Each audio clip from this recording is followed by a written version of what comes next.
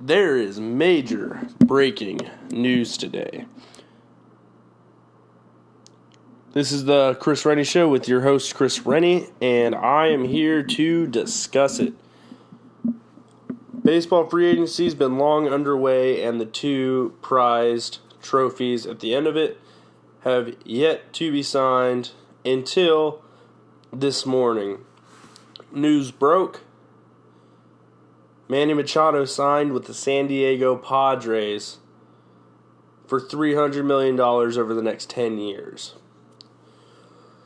The funniest thing is, I was talking about how I was going to start the show. Nothing's going on really. This was my thoughts last night. Then all of a sudden, I'm gifted a golden egg of conversation topic. Manny Machado got signed.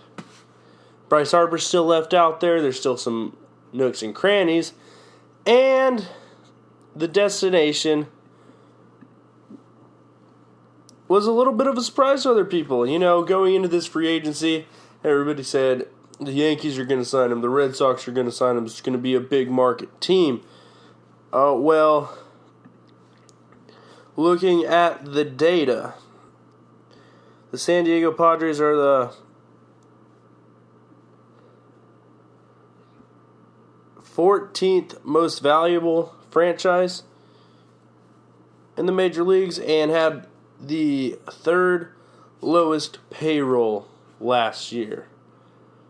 A very small team, a very small market team, mid-market size, a bottom third team, to say the least. And they go out and they make this big splash. San Diego needed some magic in their city after the Chargers decided to get up and leave.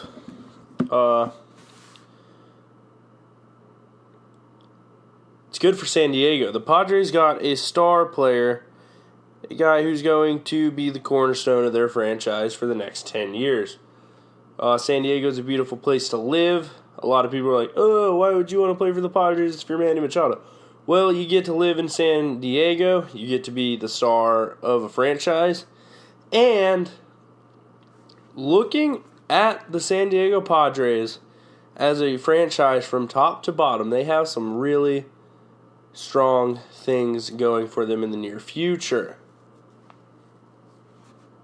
They have the number one farm system with 10 top 100 MLB prospects.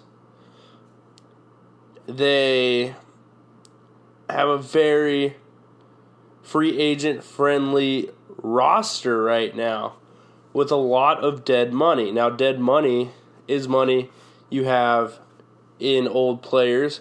So you want a prospect. Well, prospects aren't expensive from a salary standpoint, and teams want big players to get. So an example of this is the trades the Padres made to get a player like Francisco Mejia. Now you get Francisco Mejia, but you also have to take on a bad contract. So now you look at their farm system, you look at their roster makeup, and you add Manny Machado to it. So now you have two veterans in Eric Hosmer. You got Eric Hosmer at first, a very good fielding first baseman. Kind of had a rough year from a hitting standpoint, but is getting better. Not getting better, but can come back to form. The form he was in for the Kansas City Royals for the time he was there. You get a veteran in Ian Kinsler, who's going to play second base until their prospects are ready to go up and take it. Kinsler didn't have a great year last year, but it was his best year for the Tigers. So he's trending upward for his age. And I spoke incorrectly. Good year for Boston. That was my bad. Old teams. I knew what I was saying, though. But he had a good year. Was part of that World Series team. But only played 37 games. His health's been a major issue. Showed up in the postseason, brought his veteran ability. He's 36 years old, going to be 37.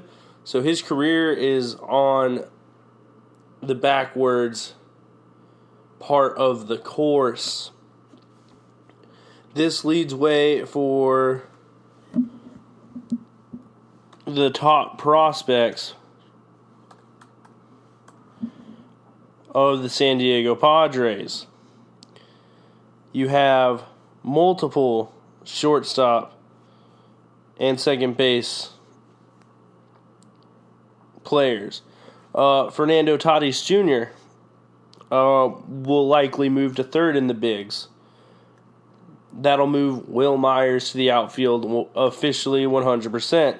Francisco Mejia, a catcher and an outfielder, can strengthen the weak outfield of the Padres.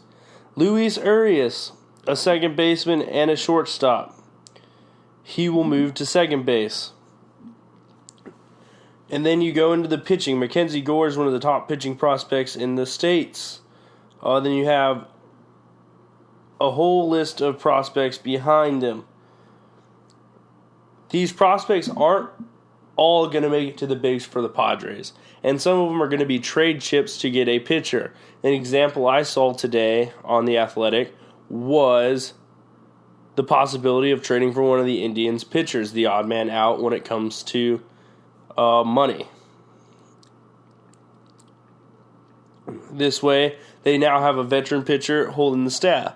Now, there's some untouchables at this point because once they get there, they're going to add a spark to the team similar to that of the Braves last year. The Phillies are in a very, very similar position to the Padres, and they're the ones who are making the move to get Bryce Harper. But from my understanding, with players like with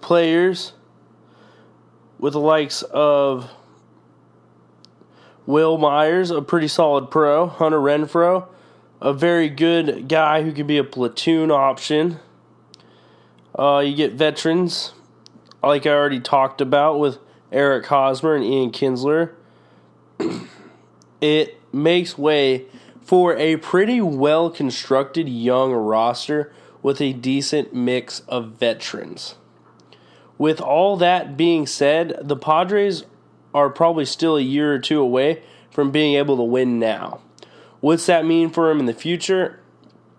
Well, their salary will be capped at around $120 million.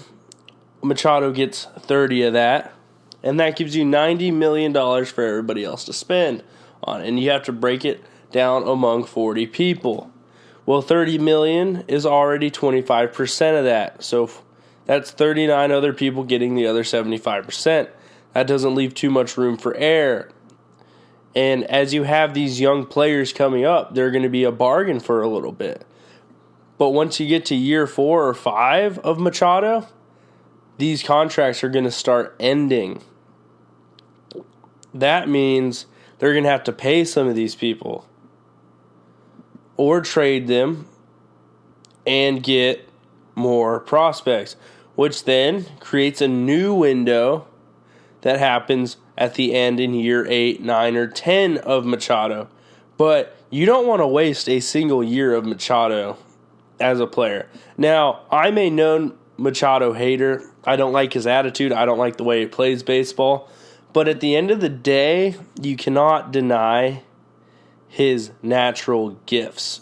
The dude hits for power. He's a Gold Glove level shortstop and third baseman.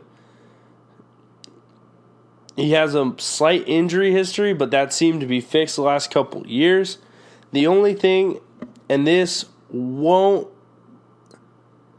be easy, is keeping talent on the roster around him. The Dodgers went all in, and now they're changing their path. This opened up the way for San Diego. Now, a lot of people were surprised by it. I know I said that earlier. A lot of people assumed the big market teams. The White Sox were the most active, and they did a 10-year, $250 million deal.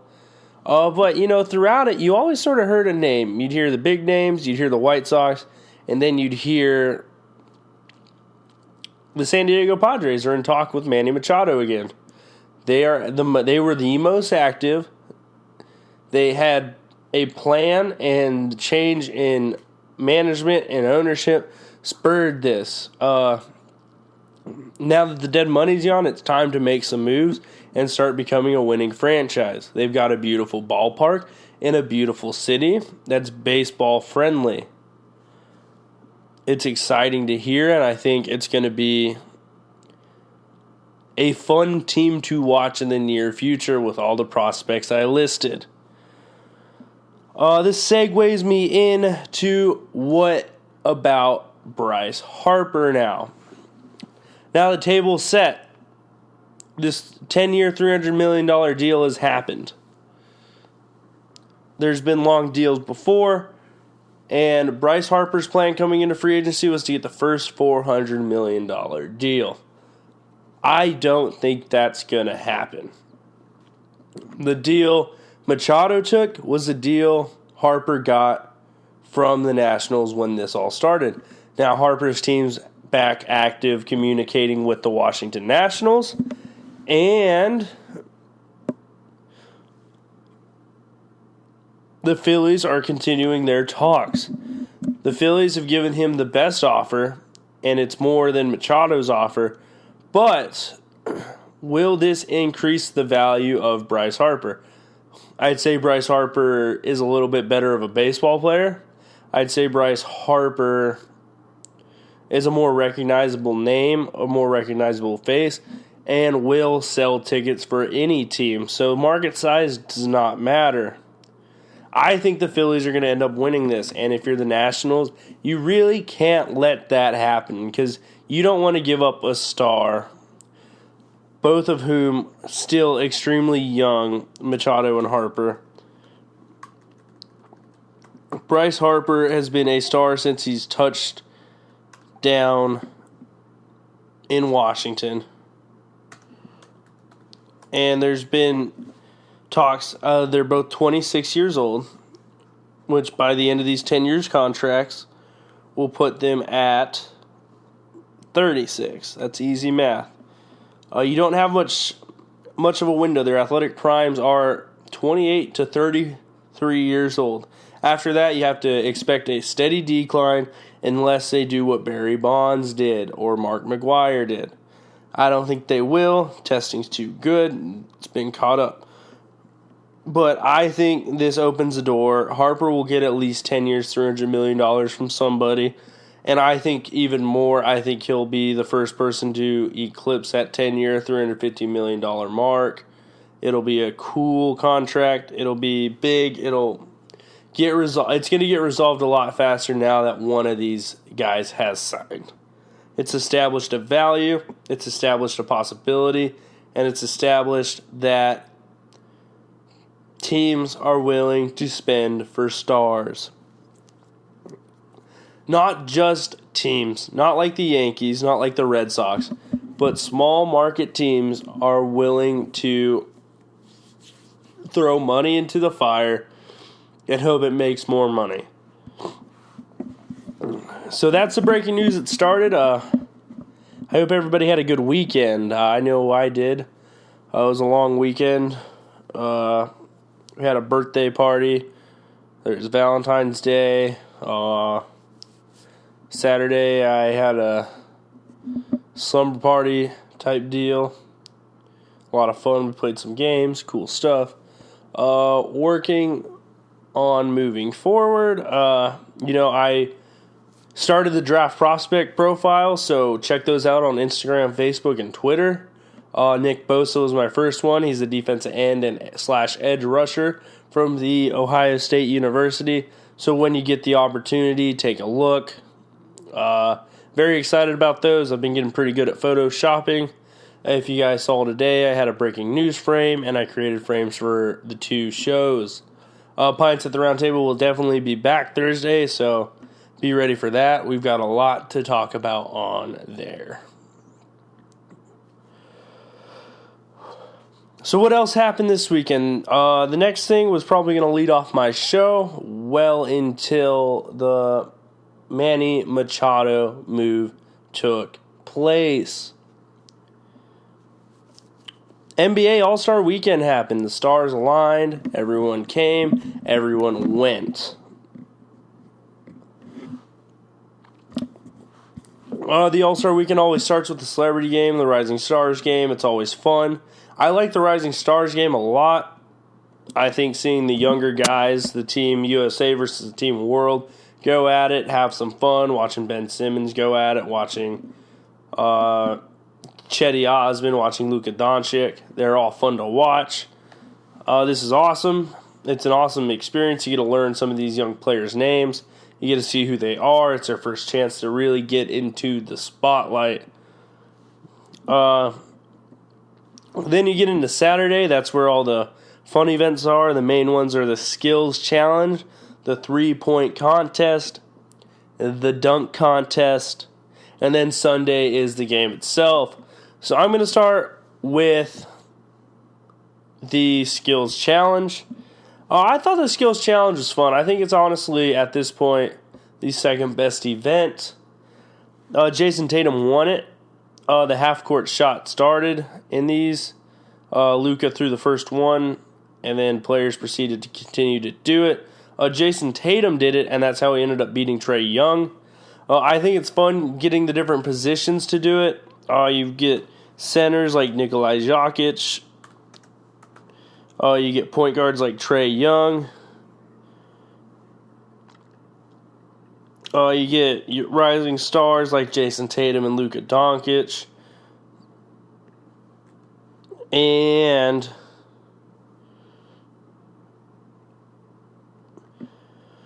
hold on, let me read it. You go through, you get Luka Doncic, Trae Young, De'Aaron Fox, Mike Conley Jr., Nikolai Jokic, Jason Tatum, Kyle Kuzma, and Nikolai Vucevic. All different positions, all different sizes. It's fun. I like watching the two big centers run. Kyle Kuzma was exciting. De'Aaron Fox is electric. Ended up losing to Trae Young, but Trae Young pulled up from the logo, and it was pretty dope.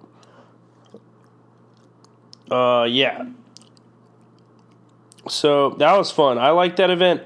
I like how it's a direct competition. It's one-on-one. You do it tournament style. I think it's fun to watch. It's interesting. I mean, it's not the best basketball. It's not the most. The stage isn't as big as the other two events, but I just think it's good fun. I always liked watching it. I always liked watching Steve Nash go through it. I always liked watching some of these younger guys. Same as the Rising Star Challenge. Get to finally make a name for themselves. Get to be in the spotlight. It's awesome. This moves me into the 3-point contest, which had one of the biggest stars in the league in Stephen Curry. It had a legend in Dirk Nowitzki. It had another set of a lot of middle-tier stars and up-and-coming stars in Buddy Hield, Damian Lillard, Chris Middleton, Kemba Walker. And then it had some true guys around the league who are just known as sharpshooters. Joe Harris, Danny Green, Seth Curry. So a good mix of levels of talent. 8 people. It's fun. The first 4 go, then you get down to 4.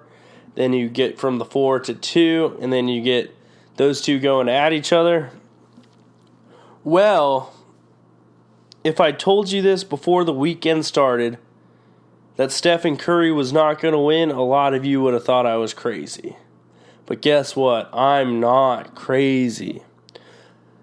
I was surprised to see who won. I didn't end up getting to watch this, but watching the highlights, it seemed like it was pretty electric. Honest to God, my favorite thing that came out from this weekend wasn't even from this 3-point contest. It was a video of Kyle Korver doing his 3-point contest when he was a rookie for the 76ers. He was a late addition, so he wasn't even supposed to be there. Then he starts off a little cold. Then he hits his last 9 balls.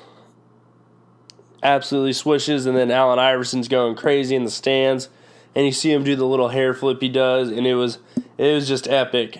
And I think sometimes these events don't get the hype they deserve, and I think the three-point contest is now the best event. Joe Harris was the winner, former Cavalier, current Brooklyn Net. He's become a sharpshooter around the league. A lot of people in coaches and player circles really like the way he plays. A lot of energy, good athlete, good defender. Doesn't do anything special besides shoot the three, but has become a very solid pro.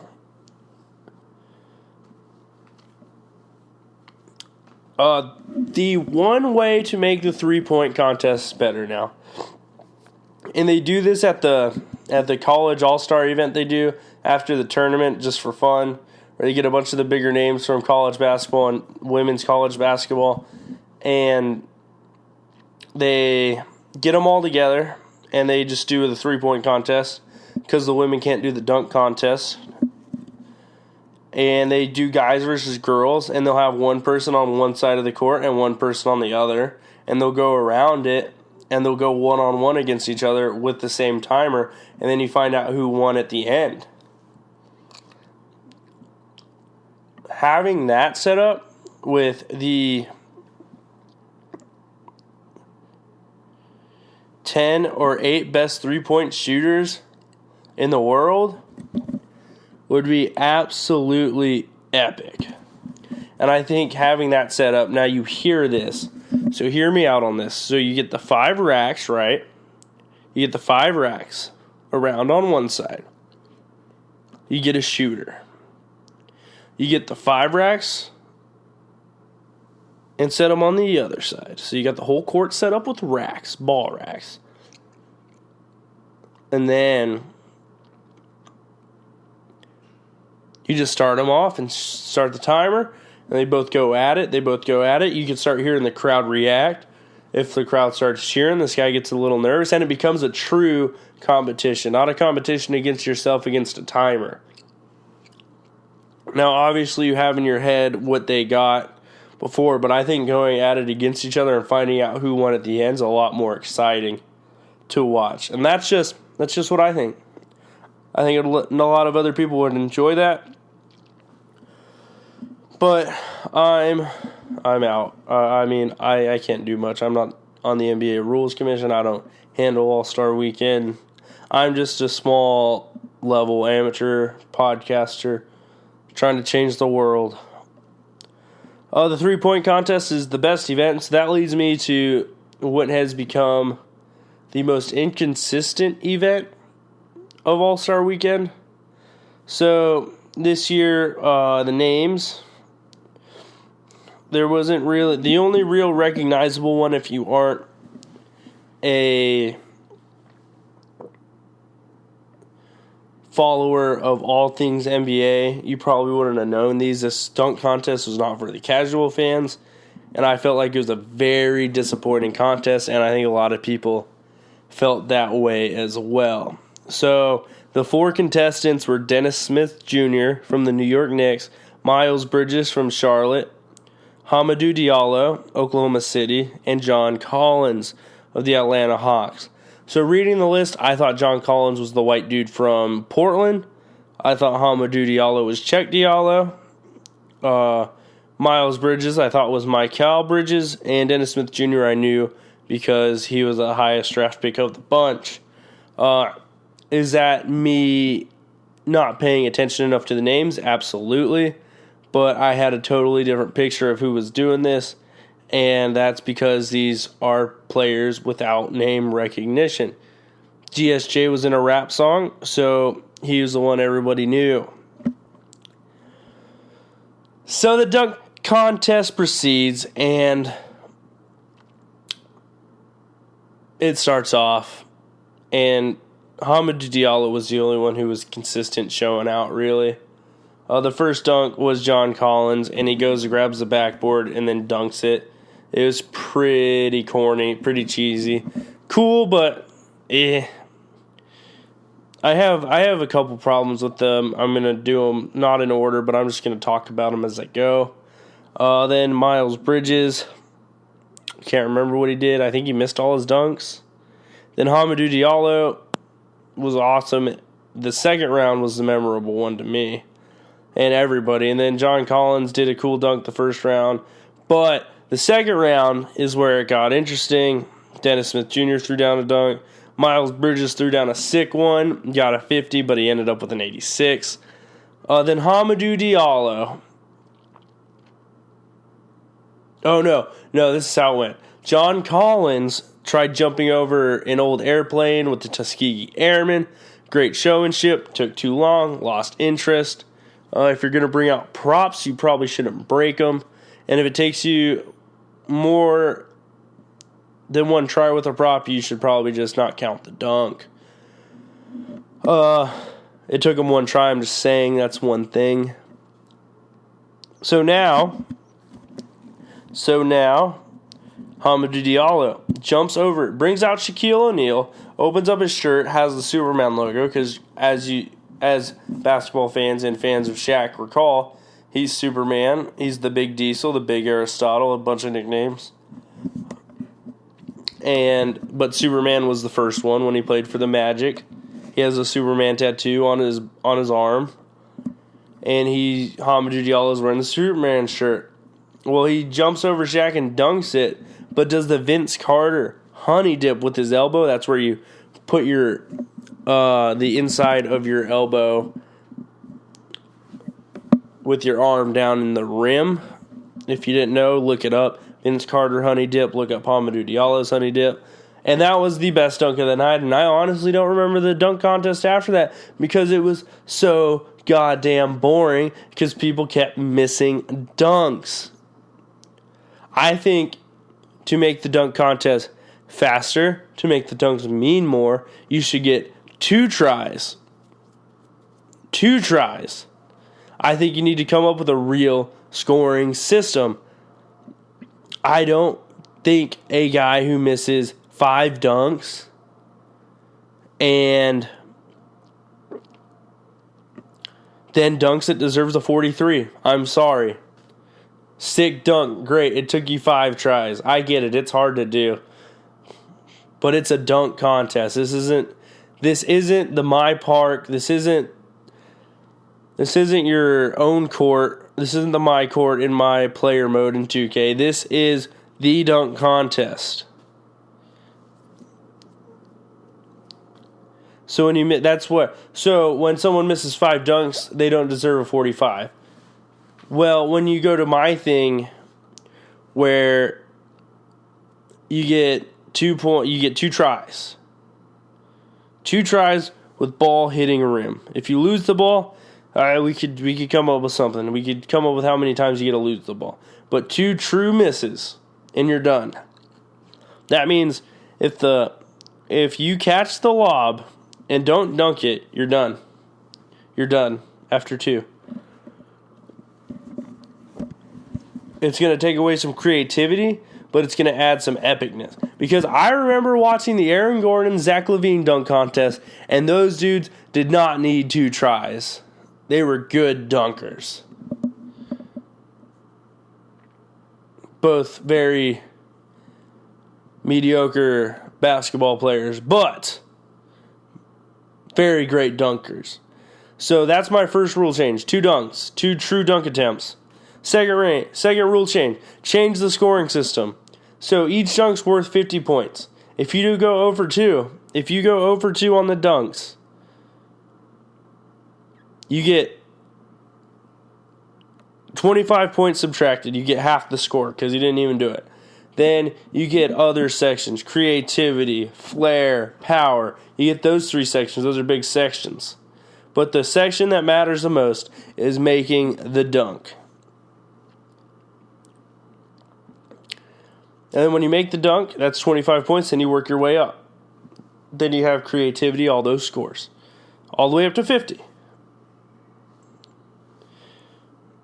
You can take a little off the 25 on the made dunk if it takes 2 tries. I don't care. But it needs to be better, because that used to be the best event. That made Vince Carter a star. That made Michael Jordan Air Jordan. Clyde Drexler probably wouldn't be known by kids today if he didn't dunk. And that is what I'm getting at. All other than that, we'll move to the game. I didn't watch the game. Personally, it was fun watching the highlights. I think that's the only thing worth watching with All-Star games, especially the NBA one. Ranking them, it goes the MLB All-Star Game 1, the NBA All-Star Game 2, then in the NHL All-Star Game, and then probably the MLS All-Star Game against the European team, and then probably the Pro Bowl. So the NBA, I mean, it's fun. I think it's a cool TV experience. I think seeing all the stars together, having fun is cool. I think it shows the culture of the NBA. It's a environment for all the players and all that fun stuff. And I think it's cool seeing them all get together and have fun. I think that's what makes baseball is great. And now that neither of them really have any impact on the end of the season, it's more about watching it for the fun, the dunks, the shooting. No one's playing defense. I don't want the best players in the NBA getting hurt before the playoffs, so I'm not a stickler on that. I know once it starts getting close, defense starts getting played, because at the end of the day, that little bonus is the vacation. And not everyone gets paid like LeBron or Kevin Durant or Steph Curry. So, people want the money. But it's always fun. The dunk that Giannis had from the bounce from Steph Curry was probably the play of the night, in my opinion. The play off the backboard from Wade to LeBron was super fun to watch. I was a big fan of it. And all in all, I thought it was a pretty successful All-Star weekend. It wasn't what I was most into, but it was cool. It was fun. It was good seeing LeBron look pretty healthy. I think it's definitely time to start focusing on the NBA. It's starting to wrap up. And, yeah, it's my All-Star segment from your All-Star host. I'll be taking a quick break, rehydrating, and I'll be back in 5 to 10. For all your shipping needs, whether it be a full truckload, LTL, expedited, air freight, international, go to freightsaver.com and get a quote today. I'm back and I'm hydrated. But guess what almost didn't come back? The Alliance of American Football League.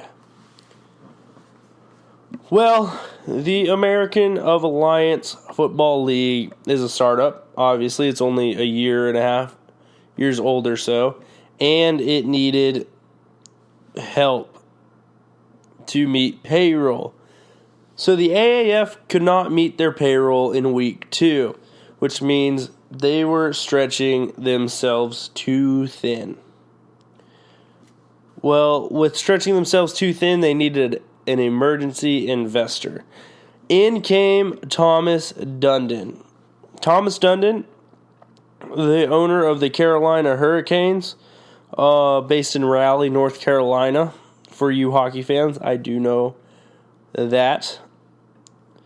The Hurricanes are the worst team in the NHL on a consistent basis. They have the longest playoff drought of all teams in it. And Thomas Dundon bought him anyways. For those of you who don't know Thomas Dundon, he doesn't really have any investments that the normal person like me would know prior to getting into Top Golf. He also owns the golf course that the Byron T. Nelson Golf Championship is played. He's a big golf guy. He owns he owned 25% of Top Golf, owned Santander Investing, and sold off his stake when it was bought for $998 million. He's worth over $1 billion now. He owns a hockey team. He's a sports owner, and he is a longtime sports fan. Well, Bill Polian and the other guy who are running it, can't remember his name. That's poor research by me. My bad, guys, but it's unimportant. Dennis Erickson? Dennis something. Dennis, we're just going to call him Dennis. So Dennis and Bill started a league and had a round of investments from the local owners, and they had money, but they needed more money. And that's where Thomas Dundon comes in. But the question that comes to mind, and the question a lot of people are asking on this Tuesday, are how long can this league last, and why did it already need money? Well, these two questions can't be answered simply, and I don't think I'm the guy who can answer them. But I'm going to try my best to answer them anyway. This league can be successful. It's fun, it's a developmental league, it's more football, and most of all, it's a league of second chances. It's not a league that's going to try to scalp professional players. It's not the USFL who's going to try to steal the NFL's players. It's not the XFL who's going to try to be the WWE and change the whole way football is perceived.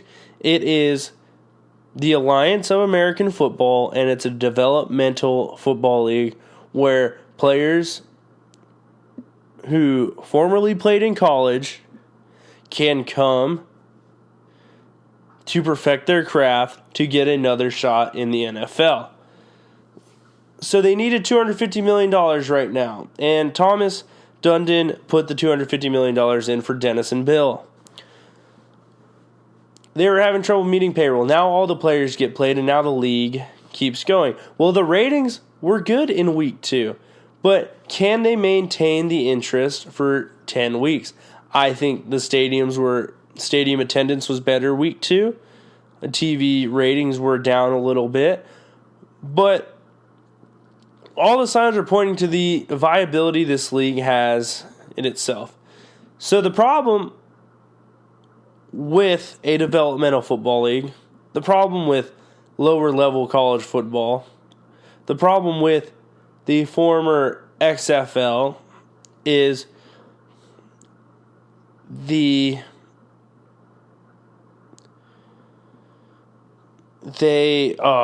lost my train of thought. There was a highlight on the screen that was hilarious. They did not play good football. They don't play good football. So that's why people don't watch it as much as the high-level football. Now, I'm a football junkie. I will watch football when there's a third-string quarterback in and he can't make a throw downfield. When it's Thursday night action and I'm not doing anything, it's on my TV, I'm watching Cincinnati versus Toledo. It's not Cincinnati. I always do that. I'm watching Toledo versus Ohio. It's what I do. It's my favorite sport. I'm going to always watch the American Alliance Football League if I'm not doing anything and it's on TV. It's fun. I think seeing a lot of these guys who played in college, you see the Blake Sims, you see the Mike Berkovicis, you see Trent Richardson's getting a second chance as a pro, so is Matt Asiata. Then you see guys getting their first chance with the guy who plays, I can't remember his name. He's got one of the most interesting stories. Luis Perez. So the dude didn't even play football in high school, and he learned about reads and coverages and drops from YouTube channels, from watching some of the best quarterback coaches on YouTube. Then he walked on to a local junior college and was the 9th string quarterback and eventually got his chance to play. Went into the game, led his team to a win, and threw for 250 yards. Well, he had to split time with another bounce-back transfer. For those of you who didn't go to junior college, a bounce-back is a guy who attended a 4-year university in the NCAA, whether it be Division I, II, or III, or NAIA, and came back to junior college to play a year or two to get back to a 4-year. Well, he had to split time with a bounce back, so he didn't get the offers he wanted, but he got a lot of PWOs and ended up preferred walk-ons. My public speaking teacher said I need to work on conversational language, so I'm going to do that. And preferred walk-ons are just walk-ons. They have a spot on the team, but they're not on scholarship, so he didn't want to take that. And then Texas A&M Commerce, a small D2, used to be a powerhouse, is coming back into the reins of being a powerhouse. They came and recruited him and said, this guy's got it. And Birmingham saw it too, and he had to try out with the Rams before he went to Birmingham, and now he's a starting quarterback for the Birmingham Iron, ahead of Blake Sims, former Alabama University quarterback. So it's a league of first chances, it's a league of second chances, it's a league of redemption, and there's a lot of people stories involved. And that's the most fun part about this league, and that's why it can be successful. But how can these things be maintained?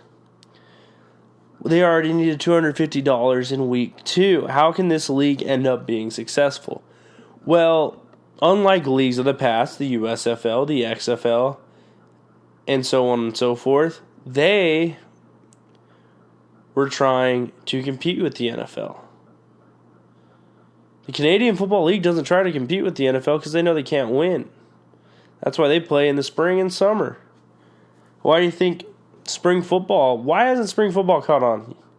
It's because the XFL, the USFL, all these, the USFL was a direct competitor of the NFL in the fall, which was a bold move.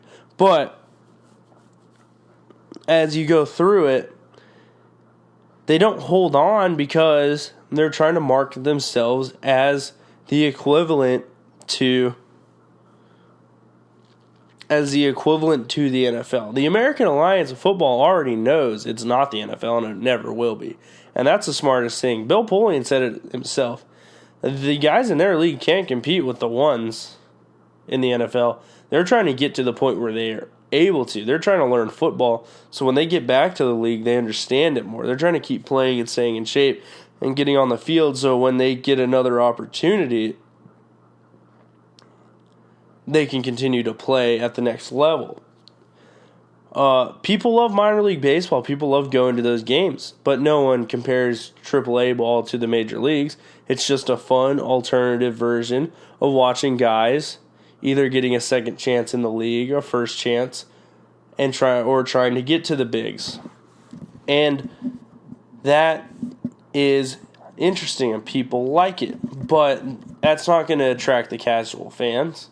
The casual fans want stars, but the American Alliance of Football doesn't need to have stars. They just need to have quality football and self-awareness, because football junkies are going to watch football year-round.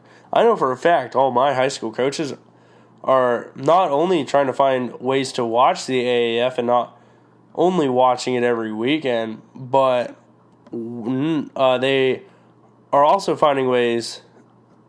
It's just what football guys do. They love football, so they're going to watch football. It doesn't matter the level. Now, the offensive line plays probably the weakest part of the league, but week 2 offensive line continuity is not the strongest point. I think by the end of the season, we're going to have one of the premier offensive lines in the league. But the biggest way this league can end up being successful is working itself into a partnership with the National Football League. Now, hear me out. It's going to be hard to maintain profits with this league. But if you could put up a good enough product, if you can show out enough money for enough time, and you don't step on the NFL's toes, there's going to be that conversation.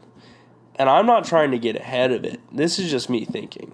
There's going to be more spring competition coming with the XFL.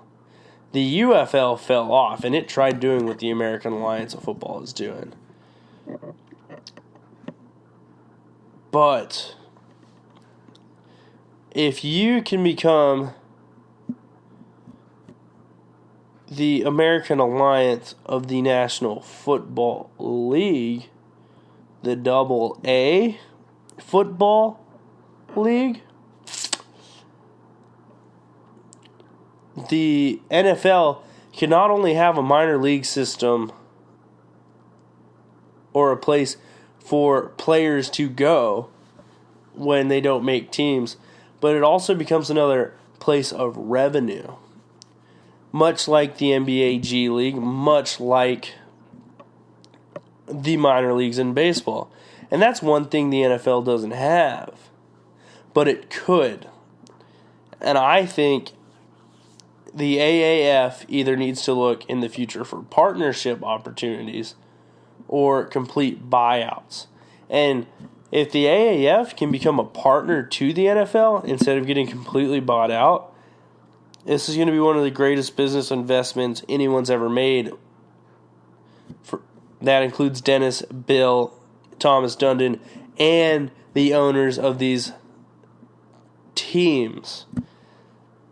I love it. I'm going to keep watching. I'm going to keep hoping other people watch because I think it's exceptionally fun and I think it's a good time and I love football. So I'm going to keep watching it. Hopefully you guys tune in. Hopefully you guys know what I'm talking about. The Salt Lake Stallions, the Arizona Hotshots, the San Antonio Commanders, the San Diego Fleet, the Birmingham Iron, the Atlanta Royals, I want to say. You got the Memphis Express. I'm missing one. Well, you guys get the point. I love the league. It's fun. I'll know. I mean, I've followed it from the time it was coming into fruition, and I like it a lot. So, watch the AAF this weekend. Let's keep this boy afloat. Also, if you haven't, I haven't said it yet, but I'm going to shamelessly drop the tags once again. If you're new and listening to this, follow M-Basement Prod, Mom's Basement Productions on Twitter and Instagram at M-Basement Prod. Like us on Facebook at Mom's Basement Prod, period. And follow me on Instagram at Renne5 and Twitter at Chris_Renne. Give a listen to the other show I do. It's another Mom's Basement production, Pints at the Round Table. I do that with 3 friends. And it's a round table discussion show where we share beer and ideas. It's a lot of fun. I like to invite people to listen to that one. It's a good time. All in all, can't wait to get to that show Thursday because there's some stories we need to talk about that I can't talk about on here because I'm saving them for Thursday. So listen for that one. Also, go check out the draft profiles. The next one's going to be out tonight after this show. I'm releasing this show tomorrow. Look out for it. So, what else did I say was next after football ended? So now I not only have more football, the American Alliance of Football, I have the NBA coming off All-Star break, so it's starting to get interesting. And it's rivalry week in college basketball. Last week was my first week of true engagement into college basketball. I watched Ja Morant play. I watched Kentucky play Tennessee. I watched a game with Duke, and I watched 2 Ohio State games, and both of them ended poorly. Ohio State's reeling, so interest is gone from that standpoint. But I'm excited for March, you know. So I'm just gonna give you some teams to watch. Oh, I totally skipped a whole section. Oh, all right, not done yet. So after college basketball, I got one more section. Totally forgot about it. So, spoilers, it's coming. I was engaged all last week. The player of the year, Zion Williamson, I don't think there's any questions about that. He's averaging 23 points per game, 8 rebounds per game. He's shooting like 60% from the floor and has like a 71% true shooting percentage, which is absolutely unheard of. John Morant, he plays for Murray State, has become must-see TV. Tennessee went into Rupp Arena and got smoked this weekend. Kansas has been pretty bad all year, and Gonzaga's doing what Gonzaga does. Win some big games early on, dominate through their conference play, win the West Coast Conference, and will, once again, probably disappoint in the tournament.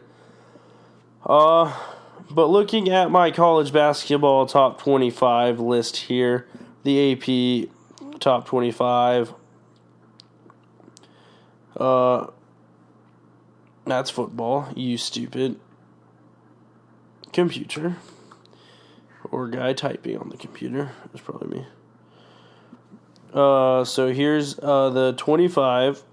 So just looking through it, I think Duke is obviously the best team in the country. I think they have the most talent from top to bottom, and that's not even just talking about Cam Reddish, R.J. Barrett, or Zion. Their depth is absurd.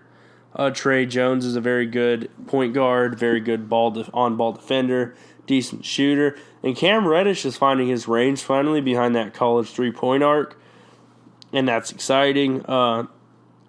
Gonzaga, I wouldn't say is a team to watch, but they've been fun to watch. Houston's made their way up to number 4, and for people not following college basketball like I was, that was a shocking revelation.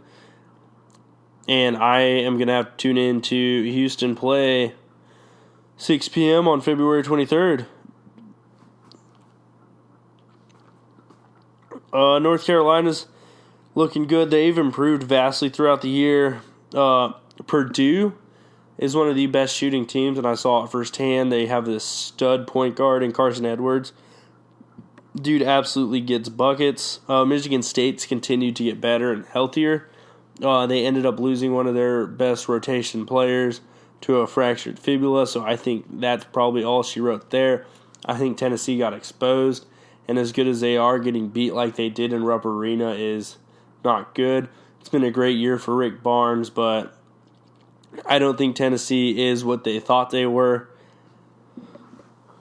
Texas Tech's been fun. Wisconsin's Wisconsin, a well-coached team of a bunch of no-name players.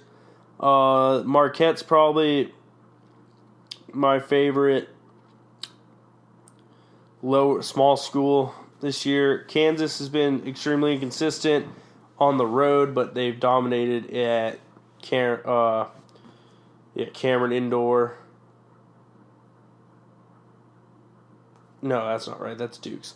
Wherever they play. I'm getting tired. It's been a long show. Yeah, Michigan's been good. They lost last week. I think there's another Michigan and Michigan State game this year. That should be electric. Kentucky showed who they were, and they, a lot like North Carolina, have continued to shake off their early struggles and start winning some games. I'm excited for another Duke-North Carolina game. That's this week. That's the 20th. So that's tomorrow. Shoot, Wednesday night, 9 p.m., Duke-North Carolina on ESPN. Oh, baby. That'll be the game of the week, absolutely. There's some juice in this rivalry. But yeah, I'm excited for March. I will be doing a Mom's Basement bracket. I'll be talking about that more as it gets closer.